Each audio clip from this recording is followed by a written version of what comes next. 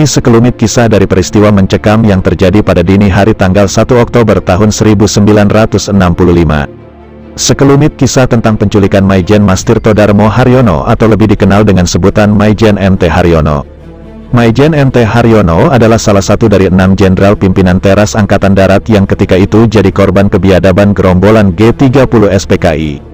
Ketika itu, saat diculik dari rumahnya pada dini hari tanggal 1 Oktober tahun 1965, MT Haryono yang sudah menyandang pangkat Jenderal Bintang 2 atau Maijen sedang menjabat sebagai Deputi 3 Menteri, Panglima Angkatan Darat. Dengan jabatannya itu, MT Haryono bisa dikatakan orang penting di Markas Besar Angkatan Darat yang ketika itu dipimpin oleh Letjen Ahmad Yani sebagai Menteri Panglima Angkatan Darat, Menpangat. Mardanas Safwan dalam buku Mayor Jenderal Anumerta DI Panjaitan, sedikit menguraikan detik-detik saat Maijen MT Haryono disatroni gerombolan tentara yang hendak menculiknya. Menurut Mardanas Safwan dalam bukunya, gerombolan penculik yang bertugas menculik Maijen MT Haryono dipimpin oleh Serda Bungkus.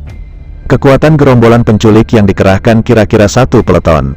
Mereka bergerak dari Lubang Buaya yang jadi basis kelompok gerakan 30 September. Setibanya di kediaman Maijen MT Haryono, Serda Bungkus mengetuk pintu. Pintu dibuka oleh istri Maijen Haryono. Kepada istri Maijen Haryono, Serda Bungkus memberitahukan bahwa Jenderal Haryono dipanggil oleh Presiden Soekarno. Setelah itu, istri Jenderal Haryono masuk ke dalam dan mengatakan kepada suaminya bahwa ada anggota Cakrabirawa minta ia turut karena Presiden Soekarno memanggilnya. Mendengar itu, Jenderal Haryono heran. Ia merasa keberatan dipanggil pagi buta. Ia pun minta agar anggota Cakrabirawa itu datang lagi pada jam 8 pagi nanti.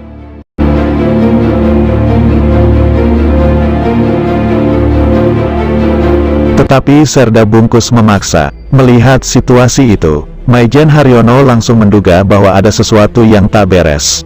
Prajurit Cakrabirawa itu pasti datang dengan niat tidak baik. Maka, Jenderal Haryono segera menyuruh istrinya dan anak-anaknya pindah ke kamar sebelah.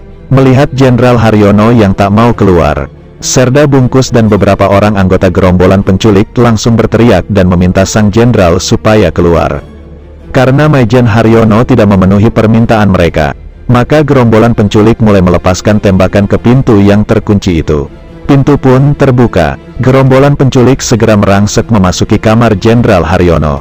Dalam keadaan kamar gelap gulita, Maijen Haryono berusaha merebut senjata salah seorang dari gerombolan penculik tetapi gagal.